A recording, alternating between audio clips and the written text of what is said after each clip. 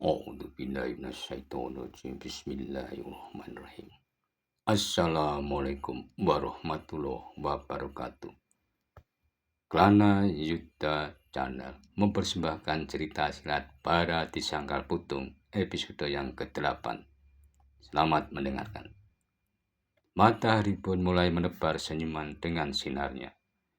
Cahayanya yang kemerah-merahan perlahan-lahan mulai menghangatkan penghuni Mayapada. Sementara itu pertempuran di pinggir hutan dekat Katiman Sangkal Putung masih berjalan dengan sengitnya. Sabung Sari telah bertempur dengan perwira yang dibantu oleh 2 orang prajuritnya. Sedangkan orang yang bersenjata cambuk menghadapi 6 prajurit lainnya. Namun pada saat itu beberapa orang prajurit yang tidak dikenal ada yang berlari-lari menjauhi pertempuran tersebut. Dan salah seorang dari mereka tiba-tiba berkata, "Kita laporkan saja kepada Senopati yang masih menunggu di dalam hutan." "Baik," sahut yang lain, "kita laporkan ke pimpinan kita yang masih di dalam hutan itu." Dengan berlari-lari sekuatnya, beberapa orang prajurit itu telah memasuki hutan yang memang sudah mereka kena jalan masuknya. Orang yang berbadan agak gemuk dengan sebagian wajahnya tertutup kain ikat kepala menyadari akan bahaya yang mungkin bakal datang dari kelompok prajurit yang masih di dalam hutan yang akan semakin meningkatkan tekanannya. Dengan demikian, maka orang itu sering menghentakkan cambuknya dengan suara yang memegakkan telinga. Keenam lawannya menjadi semakin kebingungan menghadapinya. Dalam pada itu, salah seorang yang telah terluka di bagian tangannya itu menjadi semakin gelisah. Darahnya mengalir dari lukanya, mengakibatkan tubuhnya terasa menjadi semakin lemah. Namun, ujung cambuk lawannya masih saja memburunya, dan tiba-tiba saja terdengar terikan ketika ujung cambuk orang itu mematuk bahunya. Wedas! Orang tersebut terdorong beberapa langkah surut. Ia pun dengan susah payah berusaha mempertahankan keseimbangannya. Namun jantungnya menjadi berdebaran ketika menyadari bahwa darahnya telah mengalir dari luka di bahunya. Dengan demikian kekuatan lawan orang bercambuk menjadi semakin lama semakin berkurang. Tetapi mereka yang terluka itu masih berusaha membantu teman-temannya bertempur terus. Sementara itu orang yang bersenjata cambuk masih memperingatkan lawannya. Jika kalian yang terluka terlalu banyak bergerak, maka darah akan mengalir semakin banyak pula, dan itu sangat berbahaya bagi kalian. Maka kalian akan kehilangan nyawa. Omong kosong, geram prajurit yang masih belum terluka. Kami akan membunuhmu. Tetapi baru saja mulutnya terkatup, cambuk orang yang berbadan agak telah meledak. Ujungnya telah menyambar paha orang itu, sehingga dagingnya telah terbuka. Dan demikian parahnya membuat tulangnya yang keputih-putihan terlihat di sela-sela lukanya. Prajurit itu berteriak keras, "Aduh!" Sebab hentakan cambuk orang yang sebagian wajah tertutup dengan kain ikat kepala itu telah mendorongnya surut ke belakang, serta mengakibatkan orang itu tidak mampu berdiri. Kaki bagian paha terasa pedih sekali sehingga hampir tidak tertahankan sakitnya. Dalam saat itu di lingkaran pertempuran yang lain, pedang Sabung Sari berputaran dengan cepatnya.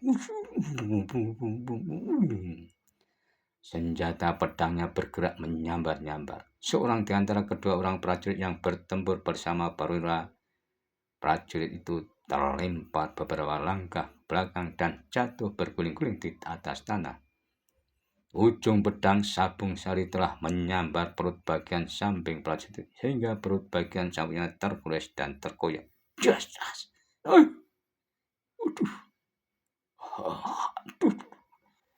Perwira prajurit dan seorang prajuritnya yang lain menjadi semakin berhati-hati. Karena mereka telah melihat kenyataan di hadapan mata mereka, bahwa lawan mereka itu tidak mudah mereka kalahkan, apalagi ingin membunuhnya. Di saat lawanan sudah berkurang, maka Sabung Sari semakin banyak mendapatkan kesempatan. Oleh karena itu, maka kedua lawannya harus memeras kemampuan dan tenaga mereka. Perwira prajurit itu sudah mulai gelisah. Karena itu, kemudian ia pun mulai meningkatkan ilmunya semakin tinggi. Seorang prajurit yang bertempur bersamanya tidak lagi bisa ia harapkan. Oleh sebab itu, perwira prajurit itu lagi memperhitungkannya lagi. Apalagi terdengar suara mengadu dari seorang yang bertempur dengannya. Tajamnya pedang Sabung Sari telah menguras pundak prajurit tersebut. Dedemit alas, geram perwira itu. Ternyata kau memang harus segera kubunuh dengan caraku. Apapun yang terjadi atas dirimu itu karena atas kesombonganmu. Sejenak Sabung Sari itu pun tertegun. Ia sadar bahwa perwira prajurit itu akan sampai pada puncak kemampuannya. Oleh karenanya, maka Sabung Sari telah menjadi berhati-hati. Sementara itu, di lingkaran pertempuran yang lain, orang yang bersenjata cambuk telah menghentikan perlawanan prajurit yang terakhir. Di saat itu, ujung cambuknya menyentuh badan bagian belakang lawannya. Ketika lawannya itu akan melarikan diri, prajurit itu akan menyusul kawannya ke dalam hutan untuk melaporkan ke senopati pemimpinnya. Namun ujung cambuk orang berbadan tegak itu telah melepaskannya dan prajurit yang punggungnya tersengat cambuk telah menggeliat dan ia menahan rasa sakit yang luar biasa. Oleh karena itu Sabung Sari mendekati orang bercambuk yang sudah dikenalnya, yaitu seorang geni yang sementara belum mau bertemu dengan keluarganya setelah ia terluka parah melawan Pangeran Ranapati. Namun pada saat itu ia telah ditolong seorang resi dan berangsur-angsur pulih dari lukanya. Bahkan kemampuannya semakin tinggi. Dan Swandaru Geni selalu menutupi sebagian wajahnya dengan kain ikat kepala. Swandaru Geni itu mendekati Sabung Sari di saat Sabung Sari masih bertempur dengan seorang prajurit yang membantu perwira tersebut. Di saat itu, Sabung Sari mengayunkan pedangnya dan prajurit yang terakhir yang bertempur bersama prajurit itu pun menggeliat. Sabung Sari tidak menggoreskan pedangnya untuk menginjak isi dada lawannya, namun pedangnya itu menguras melintang. Maka dengan demikian warna merah kecoklatan telah membekas di dada prajurit itu. Terlihat bekas lukanya tidak bedanya seperti luka oleh sengatan bara api yang panas. Prajurit itu terjatuh sehingga ia beberapa kali berguling di atas tanah sambil menggeliatkan badannya. Dadanya terasa pedih disebabkan lukanya yang panas seperti terbakar. Dengan demikian, yang berhadapan adalah perwira prajurit itu dengan Sabung Sari. Namun agaknya perwira itu benar-benar sudah siap. Oleh karena itu, di saat Sabung Sari bergerak selangkah maju, maka perwira prajurit telah bergeser menyamping. Ketika pedang Sabung Sari mulai berputaran bagaikan baling-baling terkena angin, maka lawannya itu pun segera meloncat sambil menggetakkan tombaknya yang ujungnya sangat runcing dan tajam berkilauan. Namun dengan tangkasnya, Sabung Sari mengelak, tetapi dengan cepat pula pedang yang berputaran. Prajurit itu dengan cepat menghindar ke belakang, tetapi Sabung Sari tidak melepaskannya. Dengan loncatan yang panjang ia memburu lawannya. Sabung Sari terkejut ketika lawannya tiba-tiba mengayunkan tangan kirinya. Ia melihat sekelebat bayangan terbang dari tangan perwira itu yang mengayunkan ke arahnya. Dengan cepat, Sabung Sari berusaha menghindar dengan cara meloncat. Sayang ia terlambat. Dan sebuah pasir atau belati kecil yang meluncur dengan cepat telah mengarah dadanya itu masih juga menyerempet dan menggores bagian tangannya. Wih, Sambung Sari berdesis. Ia merasakan pedih di lengannya. Saat kemudian Sambung Sari dengan cepat loncat mengambil jarak guna mempersiapkan dirinya untuk menghadapi segala kemungkinan yang terjadi selanjutnya. Terdengar suara tertawa lainnya dengan bangga atas keberhasilannya telah melukai Sambung Sari. Dan kemudian katanya, "Hei orang sombong, kau jangan menyesal, sebab kau telah memasukkan kepalamu ke mulut harimau." Namun Sambung Sari menjawab, "Aku tidak pernah takut dengan harimau yang besar pun, apalagi yang aku hadapi hanya seekor harimau yang sakit-sakitan." "Kurang ajar," demit alas. Geram lawannya itu, dan tiba-tiba sekali lagi sebuah peso kecil yang meluncur ke arah tubuh Sambung Sari. Namun Sambung Sari telah bersiaga menghadapi jenis senjata berulang itu, dan ia pun mampu mengelak serangan-serangan pasar itu.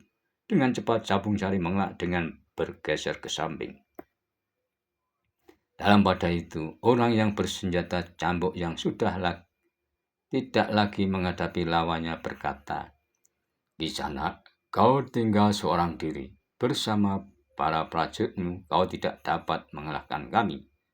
"Omong kosong, jangan berbangga dulu, sebab sebentar lagi kau akan segera mati." Lawan Sambung Sari dengan geramnya telah menyerang orang yang bercambuk itu pula.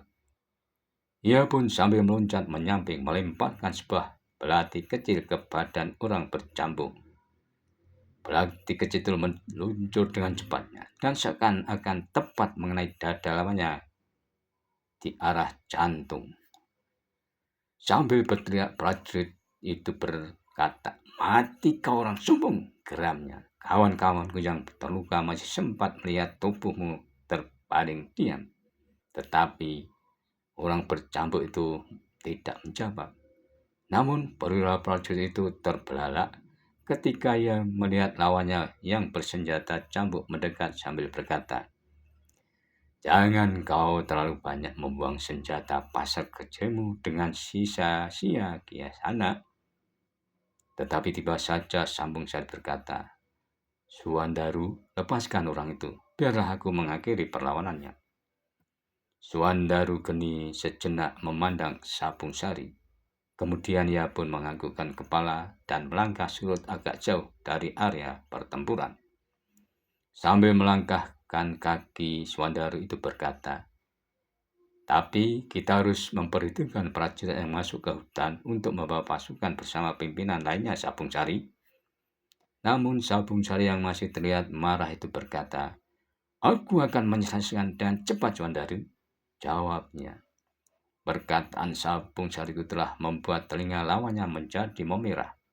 Dengan geramnya, perwira prajurit itu tidak memberi kesempatan. Di saat Sambung Sari siap bertempur, maka lawannya itu mulai menyerangnya. Tombak pendeknya yang runcing dan tajam itu ia masukkan ke dalam rangkanya dan lalu diselipkan diikat pinggang kulitnya. Lalu kedua belah tangannya dengan tangkasnya mempermainkan belati-belati kecilnya. Namun Sambung Sari dengan tangkasnya berloncatan menghindar. Dengan pedangnya Sambung Sari berusaha menangkis pasar-pasar yang bertebangan itu. Tas, ting, ting, ting, tas. Namun pasar-pasar atau belati-belati kecil itu seakan-akan tidak ada habis-habisnya. Terlihat deretan pisau-pisau kecil masih banyak tersimpan di ikat pinggangnya yang diselampangkan di dadanya. Lalu bagaimana dengan pertempuran selanjutnya? Akankah Sambung Sari mengatasinya? Maka nantikanlah episode selanjutnya. Namun bila mana ada yang berkenan, subscribe, like, serta berkomentar, dipersilahkan. Terima kasih. Sampai jumpa.